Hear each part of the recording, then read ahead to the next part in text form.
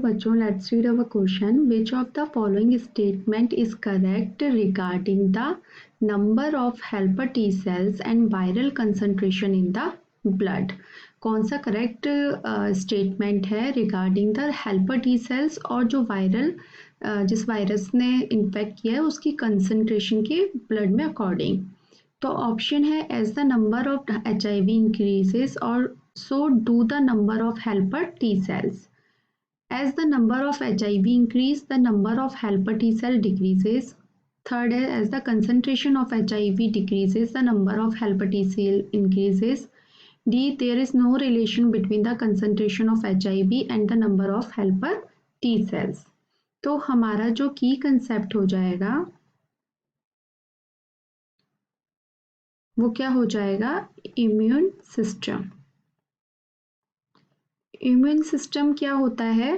Immune system होता है कि it protects the body from the invading disease causing organism और पैथोजन. इम्यून सिस्टम क्या करता है? बॉडी को प्रोटेक्ट करता है फ्रॉम द इन्वेडिंग डिजीज, मतलब किससे? जो भी ऑर्गेनिज्म, जो पैथोजन जो भी बॉडी पर अटैक कर रहे हैं, तो हमारी बॉडी का जो सिस्टम इससे हमें बचाता है उसको हम बोलते हैं इम्यून सिस्टम. अब जो ये इम्यून सिस्टम होता है उसमें 2 टाइप की इम्यूनिटी रिस्पॉन्स होती है. फर्स्ट होता है आपका इनेट इम्यून सिस्टम. इसमें क्या होता है? इसमें ये जो रिस्पॉन्स होता है ये विद इन या तो एकदम इमीडिएटली हो जाता है ये, या विद इन 1 और 2 आवर के अंदर हो जाता है. ठीक है, इमीडिएटली और विद इन 1 to 2 आवर के अंदर ये रिस्पॉन्स दे देता है. जब भी कोई भी पैथोजन अटैक करेगा तो जो फैगोसाइट सेल्स होती हैं, कौन कौन सी फैगोसाइट सेल्स? जैसे न्यूट्रोफिल्स, मैक्रोफेजेस,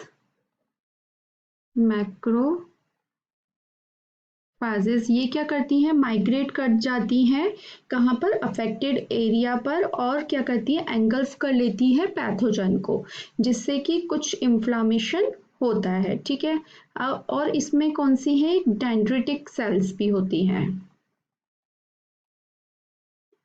ये जो सेल्स होती हैं ये पैथोजन के अगेंस्ट अटैक करती है और उस अफेक्टेड एरिया साइड ये माइग्रेट कर जाती है और पैथोजन को एंगल्फ कर लेती है.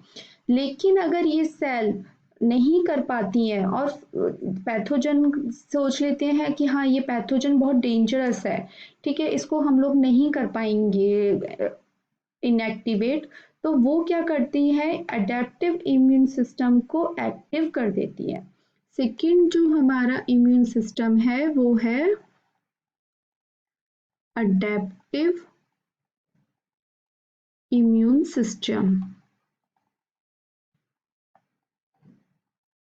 मतलब अगर इनेट वाला अगर काम नहीं कर पा रहा है, इनकैपेबल है, तो क्या होगा कि वो डेंड्रिटिक सेल्स जो होती हैं वो डिसाइड करती हैं कि ये डेंजरस है, तो वो स्टिमुलेट कर देती है स्पेशलाइज्ड ग्रुप ऑफ सेल्स जिनको कि बोलते हैं CD4 plus helper T cells को.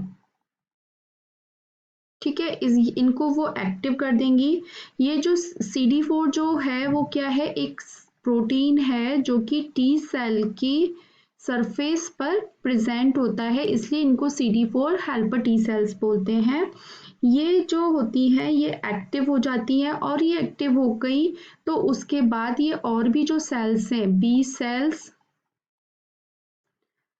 को एक्टिव कर देती है, जिससे कि बॉडी में क्या होता है? एंटीबॉडीज बनने लग जाती है, और मेमोरी टी सेल्स और जो मेमोरी बी सेल्स हैं वो भी एक्टिव हो जाती हैं. ठीक है, ये कंसेप्ट क्लियर हुआ. तो पहले इमेट इम्यून रिस्पॉन्स होता है, उसके बाद अडेप्टिव इम्यून रिस्पॉन्स होता है. अब यहाँ पर जो बात की गई है वो किसकी बात की गई है? HIV वायरस के बारे में बात की गई है. ठीक है, जो ये HIV वायरस होता है, जिसको HIV वायरस, ठीक है, ये क्या करता है? ये अटैक करता है attack to T helper cell. ठीक है, तो ये अटैक कर देता है टी हेल्पर सेल पे और इनका जो काउंट है वो क्या कर देता है, कम कर देता है, जिसकी वजह से ये एक्टिवेट नहीं कर पाते हैं अदर टी सेल को, साइटोटॉक्सिक टी सेल्स को। ठीक है, can't activate other B cells and cytotoxic, ये जो सेल्स होती हैं ये आगे रिस्पॉन्स करती हैं जिससे कि वो पैथोजन जो भी है वो खत्म हो जाता है। लेकिन जब टी हेल्पर सेल पे ये अटैक कर दिया तो आगे ये एक्टिव ही नहीं हो पाएंगी, और ये एक्टिव नहीं हो पाएंगे तो वो जो वायरस है वो नहीं खत्म हो पाएगा कभी। ठीक है, इसीलिए क्या होता है, इससे जो बीमारी होती है उसको बोला जाता है एड्स। मतलब इसका मतलब होता है acquired immune deficiency syndrome. Immune deficiency syndrome, क्या मतलब है इसका, कि इसमें जो इम्यून सिस्टम है वो उसकी डेफिशिएंसी हो गई। मतलब एचआईवी क्या करता है, टी हेल्पर सेल्स पे अटैक कर दिया तो आगे जो रिस्पॉन्स है वो कुछ हो ही नहीं पाएगा, तो इसका इम्यून सिस्टम जो होता है वो बिल्कुल वीक हो जाता है, जिससे और भी जब पैथोजन अटैक करते हैं तो वो बॉडी को और वीक कर देते हैं। ठीक है, तो हम इसमें कह सकते हैं कि ये क्या कर रहा है, रिड्यूस कर रहा है टी सेल्स को। ओके, तो हमारे क्वेश्चन में क्या पूछा था, एज द, अब अपनी स्टेटमेंट्स पढ़ लेते हैं एक बार। हमें कौन सा स्टेटमेंट देखना है, करेक्ट स्टेटमेंट देखना है। As the number of H I V increase so do the number of helper T cell. तो ये गलत हो गया, हमने ये बताया कि जैसे जैसे एच आई वी बढ़ेगा टी सेल्स जो होंगी वो खत्म हो जाएंगी, कम कर देगा, तो ये ऑप्शन गलत हो गया। As the number of H I V increase the number of helper T cell decrease, ये बिल्कुल करेक्ट है।